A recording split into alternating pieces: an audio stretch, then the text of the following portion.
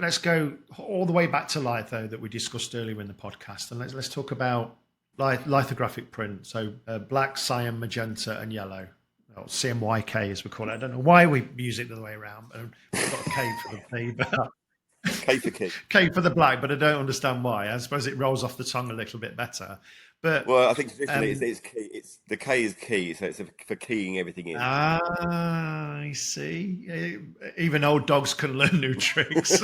So it's essentially, without going into too much detail, you've got ink and water on a lithographic process, and ink and water don't mix. It's like oil and water; they separate. So there's a constant battle. It used to be bad in the olden days, but now I believe it's improved in terms of the color consistency. But let's talk about CMYK versus Pantone. Now, have you got a Pantone book there, Dean, that we can have a quick look at? And then yes, maybe if you've got an example of how a color looks printed in CMYK and what the corresponding color in a Pantone book were. And sorry, it's a long question.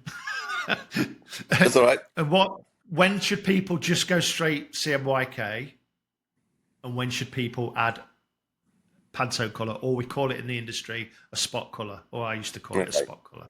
95% of print is produced CMYK, and that's predominantly because it's the trusted. If you're using photographs, obviously they have to be made out of the CMYK. On screen they're RGB. In print, it's CMYK. You have to convert them.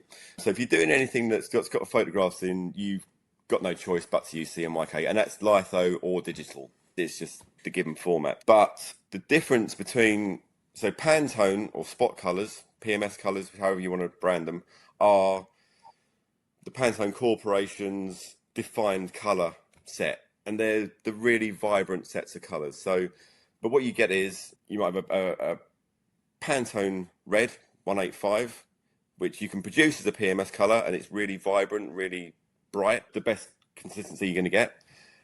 But if you're producing something CMYK, what they will do is they'll break that red down into percentages of cyan, magenta, yellow, and black. And what you get then only those colors, yeah? Only those colors. Yeah, okay. But what then you get is a weaker version of that color. So it's not the nice, vibrant Pantone color. It's a weakened or dirtier or muddy version of it. I've got an example here. So this is the Pantone Color Bridge book. Here you've got Pantone 2727. So it's a nice blue, nice vibrant blue. If that's your brand color, that's how you want to produce it. This one here is the CMYK version of it. So because it's a lot dirtier. Some colors are closer, some are worse off, but generally the lighter colors you'll see here, they're not too far away, but some of them are an absolute mile off. So if you're using it as a brand, like your brand color, you make the sacrifice of doing CMYK to keep it cheap, but if branding is really important to you, you can produce the job as CMYK, but use the spot colors for your logo. Here's another kind of good variant of it. So this is a printed piece. This is a printed piece. So let me guess. The one on your right hand, so the one on my left, as I'm looking at the screen, that looks Pantone to me, and the other one looks CMYK. Right? So these are the same. It's weaker. Same it's a Pantone. duller. Yeah. It's the same color. It's red 185. This one here is produced Pantone. So you're just producing that red. So it's nice and vibrant. One color. This one, it's one color on a print press. Yeah. That's one color. Right. This one is produced CMYK. So what it's done is it's diluted the color. But you can see the strength difference. Yeah. And the CMYK one is probably using 3 of the 4 CMYK. It looks like it's using red, a little bit of black, and yellow. Exactly. So you're not using cyan in that breakdown. No. But it's still referred to as CMYK. It's the diluted color of it. So understood. On that one, for example, this is the first piece that's being rolled out in their new brand colors. So we advise them to, as it's going to be seen, the best way to produce that, as it's only there's no photography in there, so we're only producing 2 colours rather than 4, so that makes it cheaper, and you get the added vibrancy as well. So that one we engineered that for the client because they came to us with the CMYK image, but we reverse engineered it, so we're just doing 2 colours on it, and it looks so much better.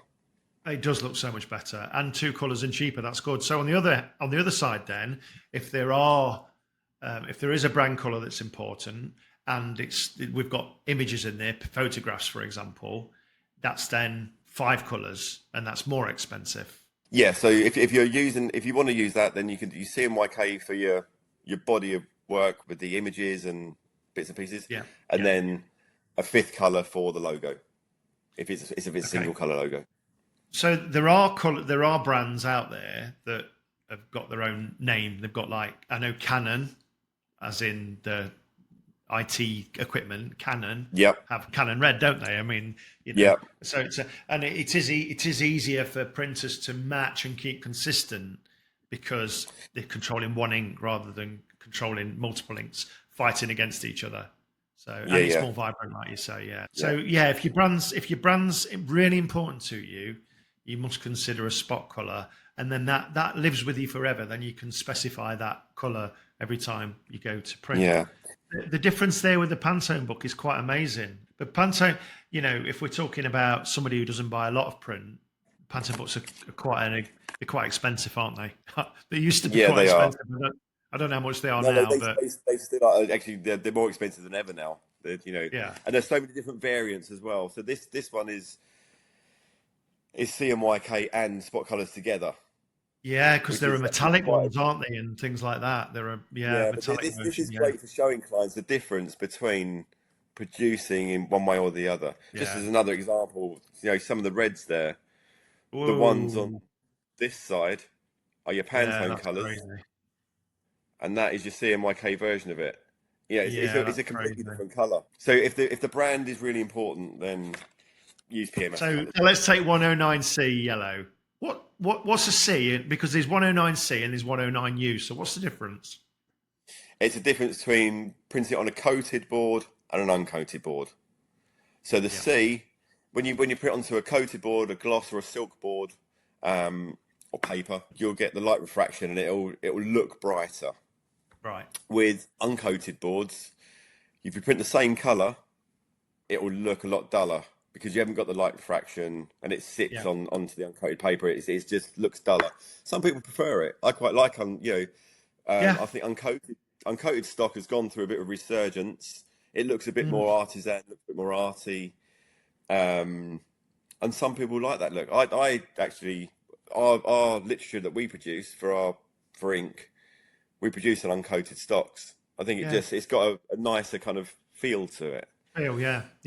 And then it's a bit like gloss laminate and matte laminate, isn't it? It's kind of in and out. Yeah, some people prefer coated, some people prefer uncoated. But I think the other thing with uncoated, it's a completely different topic. But when you open up to uncoated stocks, there's a really wide range of stuff you can do. Some really kind of textured, toothy stocks. A lot of recycled stocks now are uncoated, but they've got flecks of seaweed in them. There's lots of the environmental side is going on the really heavily on the uncoated stock side, and there's thousands of uncoated stocks now. It's so with the seaweed, does somebody look at the print and go, "Can you remove that spot?" And they go, "Can't. It's in the board. It's in the paper." Yeah, but there's such a wide range now. It's a really just going onto paper alone is a different topic. There's so many different things you can do with just using instead of using colour. Almost use a really nice paper. Use a different type of paper. So instead of all the design being based just around what you're actually printing, use the paper to carry some of that weight.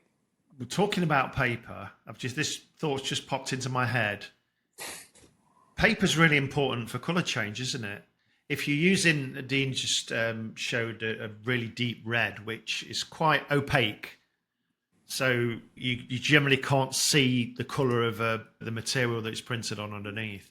But what about really light colors? Can you just explain what light colors are made up of in terms of ink and how much they can change on a different colored substrate, I'll call it, rather than material substrate? Yeah, well, most of the light colours in the when you come down the really light end of the colour spectrums like these, they'll use The a lot of creams, transparent white yeah, yeah. creams, really light greys, really light pinks.